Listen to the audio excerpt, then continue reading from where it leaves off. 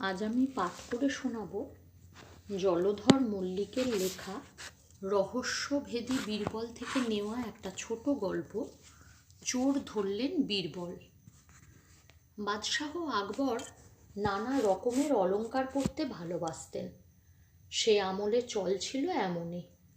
বাদশাহ আকবরের আবার আংটি পরার শখ ছিল খুব। বুড়ো আঙুল বাদে দুহাতের আর সব আঙুলেই নানা রকমের আংটি পরতেন, বেশ দামি দামি আংটি। তবে কোনো আংটি আবার এক নাগাড়ে বেশি দিন পরতে ভালোবাসতেন না।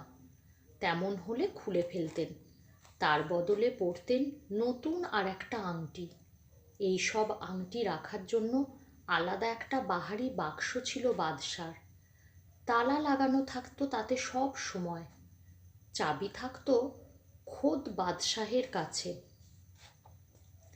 একদিন দরবারে বসে নিয়ম মাফিক সভাসদদের কথা শুনছেন বাদশাহ। হঠাৎই তার খেয়াল হলো আঙুলে একটা হীরের আংটি নেই। একটু ঢিলে ছিল বটে, তবে যাবে কোথায়? হইচই পড়ে গেল সারা দরবারে। বাদশার আংটি বলে কথা। অনেক খোঁজাখুঁজি করেও কোথাও মিলল না আংটিটাকে। সকলেই ভাবল, তখন কেউ তাহলে বোধহয় চুরি করেছে আংটিটাকে। তাই যদি হয়, কে সে তাহলে?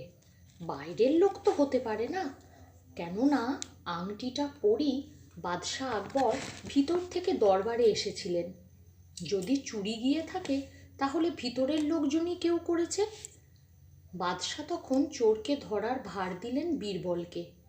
বীরবল তখন আংটি রাখার বাক্সটাকে দরবারে আনার কথা বললেন।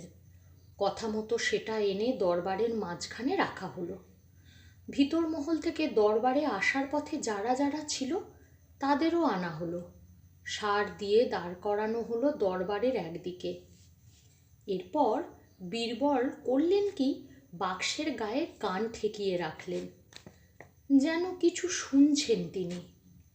এমন ব্যাপার স্যাপার দেখে সবাই তো হতবাক।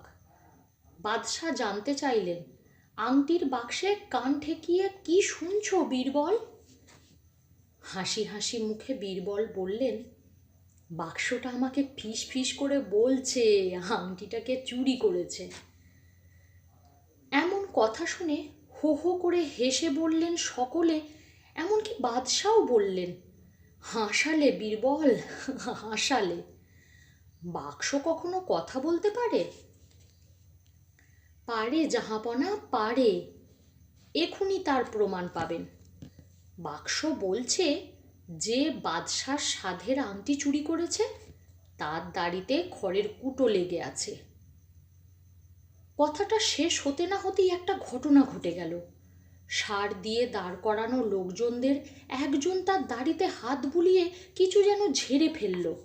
তাই না দেখে বীরবল দৌড়ে গিয়ে তার হাত চেপে ধরে বললেন, জাহাপনা, এই হচ্ছে আপনার আংটি চোর। খোঁজাখুঁজি করতেই তার জামার পকেট থেকে বেরিয়ে পড়ল আংটিটা। লোকটার প্রাণ তখন প্রায় খাঁচা ছাড়া।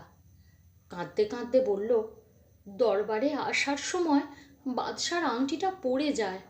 তখন সে সবার নজর এড়িয়ে এক ফাঁকে আংটিটা কুড়িয়ে নিয়ে পকেটে রাখে। এমন কাজ আর করব না কখনো জাহাপনা। এই বলে বাদশার পায়ের কাছে আছড়ে পড়ে সে। বাদশার ইশারায় সেপাইরা তাকে টেনে নিয়ে যায়। আংটিটা ফেরত পেয়ে বাদশাহ আকবর তো বেজায় খুশি। হাততালি দিয়ে বলে উঠলেন, বাহবা, কি বাহবা! বীরবলের চোখকে ফাঁকি দেওয়া সহজ কাজ নয়। বুঝলাম, বাক্সের সঙ্গে কথা বলা টলা সব ভান, আসলে কায়দা করে চোরকে ধরা। এরপর বাদশাহ চোর ধরার ইনাম হিসেবে হীরের আংটিটাই দিয়ে দিলেন বীরবলকে। গল্প পাঠ ভালো লাগলে অবশ্যই লাইক, কমেন্ট, শেয়ার করবেন।